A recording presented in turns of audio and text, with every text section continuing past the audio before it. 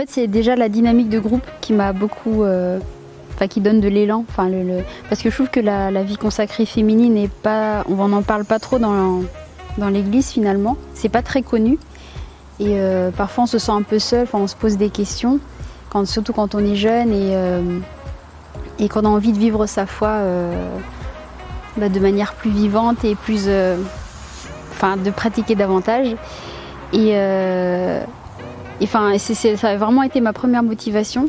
Et le fait de partager ça tout ensemble, je trouve que ça aide aussi à grandir dans la foi et à grandir dans les questions, à trouver des réponses et à poser aussi des jalons sur le chemin, pour savoir où on va après.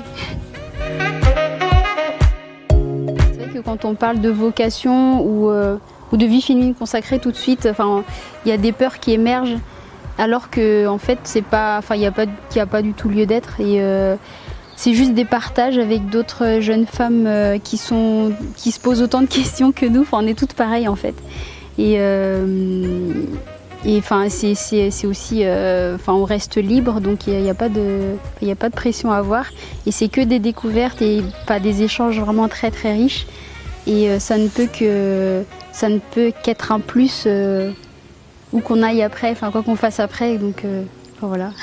Puis je trouve aussi que le fait de vivre avec des sœurs, de faire des retraites comme ça, c'est pas donné à tout le monde parce qu'on a des accès.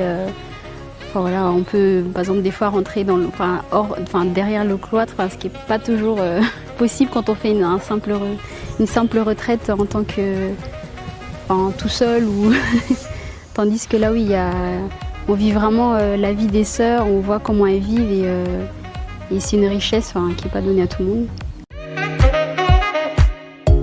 N'ayez pas peur, venez à ce week-end, vous ne serez pas déçus.